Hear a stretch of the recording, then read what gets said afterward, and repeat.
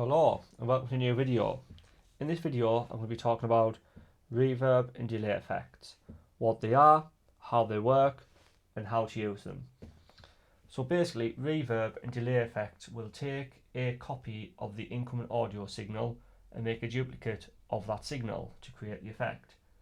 A delay effect will create a direct copy, so you're going to hear a copy of the signal as is.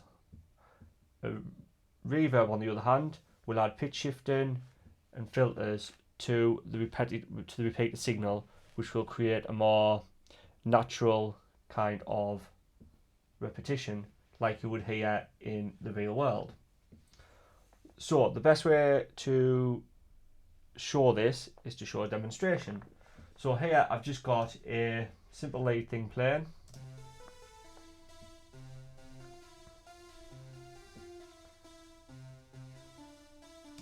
And that has no effects added. Here I've got a delay and reverb loaded up. So we'll open the delay and set it to on.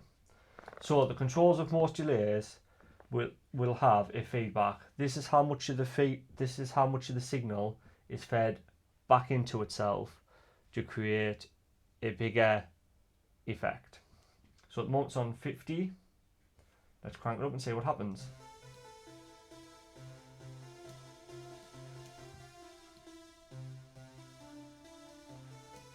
Hopefully, as you can hear, as the feedback increases, the intensity of the effect increases. Some delay effects will have a type. A mono L and LR will just create a delay that goes left and right. A stereo is a stereo delay, it goes throughout the stereo spectrum.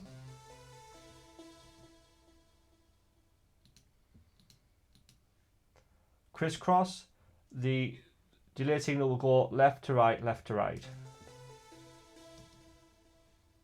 Bounce around the stereo spectrum. Ping pong, the delay signal will go left, right, left, right, left, right. Ping pong. Mono L, we will just have a left delay. Mono right, same but right.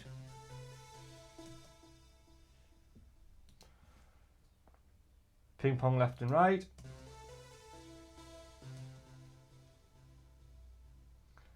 Again, it's ping pong, which is just going left to right, not throughout the whole of the frequency spectrum. And I'm not quite sure what pattern does actually.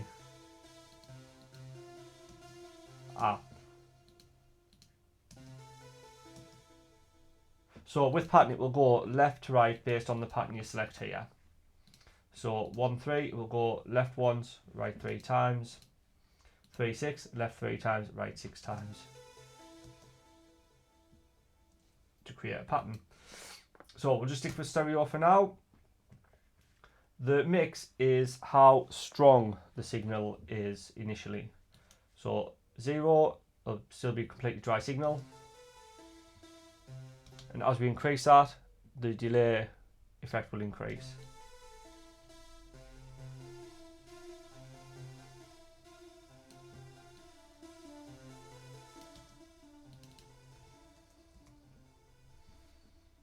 There you go. Now some delay will also have a filter on. A low will just remove the lows of the repeated signal, not the original signal, just the delayed signal. So for lead sounds, I always cut roughly 200 depending on the sound.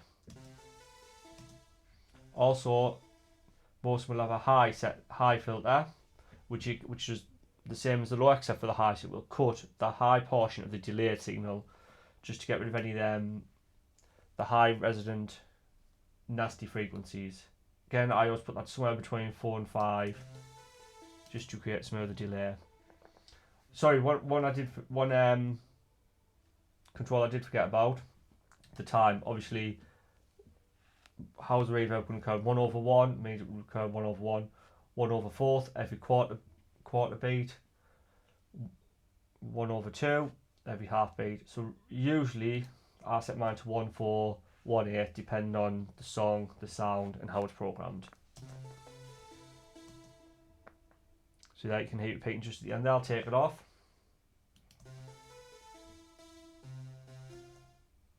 Back on. Hopefully you can hear that fine. And again, if we mess around with these, we can get more of the high ends through, or take away more of the low ends. Yep, cool. So I'll just turn that back off for now. Reverb. Now there's lots of different reverbs out there. Most of them again will have pretty much a certain set of settings, and after that it's just how advanced the reverb or settings are on that. So some basic ones is you will have a pre-delay. This is the delay time before the reverb takes effect. So 1/8 the reverb won't start until 1/8 of a bar. The decay is how long it takes the reverb to die down. So if we put it on 0.6, that's very, very short. If you increase that,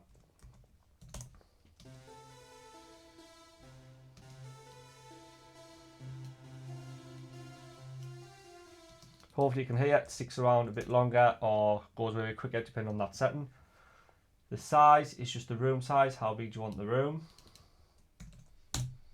For leads we want a whole biggish size to get some room in there, add some life to the sound. A mix, same as the delay, how much of that effect do you want added? So 0, you're not going to hear it. 100, you're going to hear nothing but the reverb.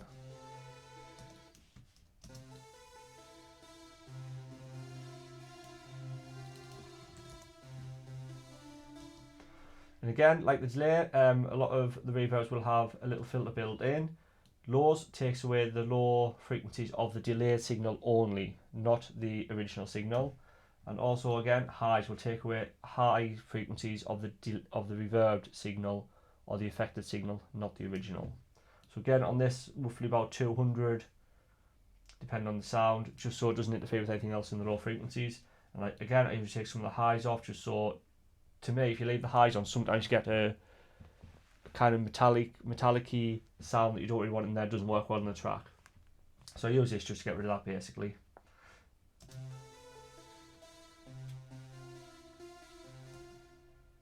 Now on this one we also have an early and tail mix. This is, and it's split up, it's divided on how much you have. Early reflections is how much immediate sound you hear for your first reflection. When something hits a wall, how quick does it go to come back? If it comes back to you quickly, it's an early reflection. The tails, the ones that kind of die off and the sound gets a lot more muted or more filtered, if you like, as the sound is reflected back to you. So if you're doing really short reverbs, such as if you're doing some on drums, you want lots of early reflections because you want the immediacy of the sound back at you, but not much tail, so it's going to interfere with the next drum hit. For lead sounds, pad sounds, the majority wants to be the tail mix because you want that room, that space, and you want the immediacy of the lead to punch through, not the reverb.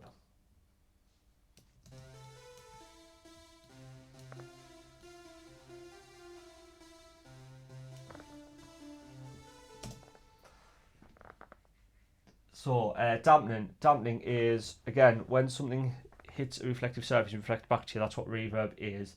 The dampening is how much stuff in the room, or the virtual room in this case, is going to absorb them frequencies. So things like bookshelves, couches, curtains, all that will absorb different frequencies and take the frequencies away from the reverb sound. So that's what the dampening does. 100% will be very, very damp. 0, you'll hear everything. It's basically a very nothing's in the room or hall, and you can hear the reflections of basically everything. All the surface is reflective.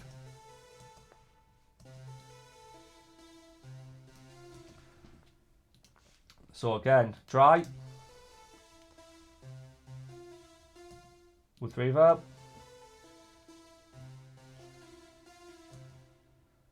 So with nothing added, with delay and reverb.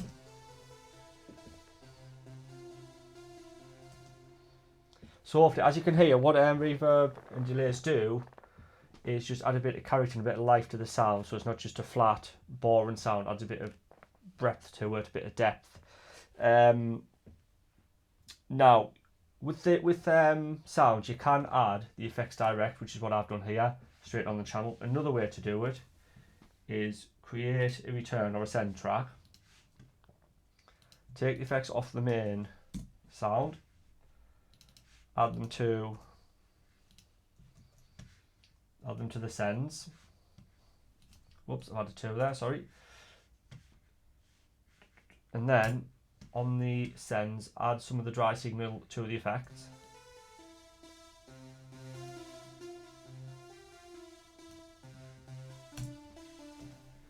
Now if we solo that,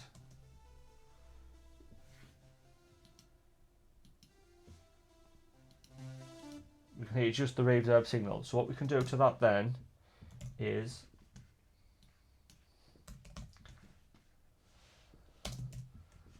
add an EQ to shape our reverb and delay to make sure there's no frequency in there we don't want. So again, take away the low frequency so they don't interfere with any sub work that's going on basses. And again, I like to take away some of the highs, just remove that metallic sound.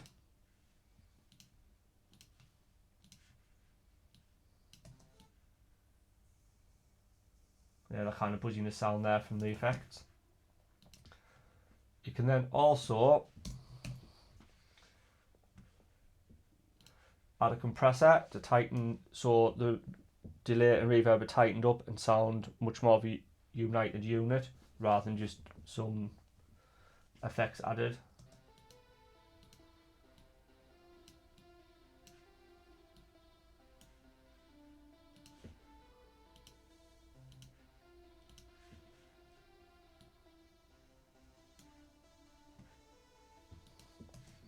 There you go.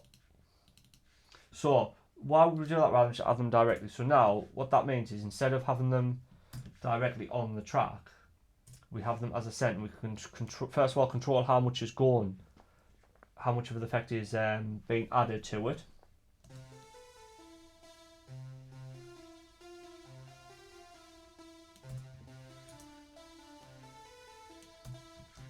As I kind of sort of tried a little bit here, you can shape it with EQs, compressors, filters, anything like that. And also what you can do is you can add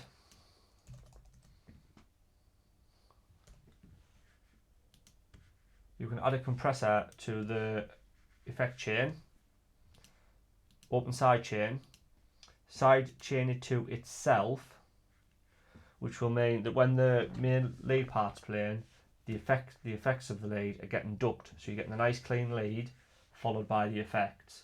So it sounds a bit more punchy and a bit more clear in the mix.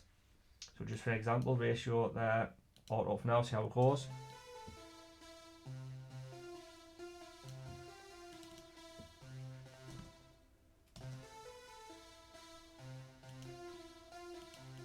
So as you see, without the sidechain compression on, the effects are playing the same time as the lead, and which does make it sound good. Gives it depth, gives it depth and space. So it's good that way. But you're losing a bit of the initial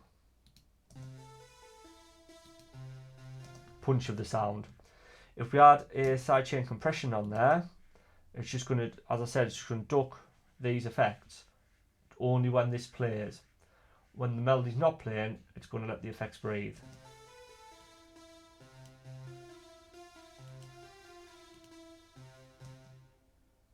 So, like I said, it just makes the lead sounds or whatever you're using on just sound a bit more punchy. It allows them to come through in the mix while still having these nice effects added to it.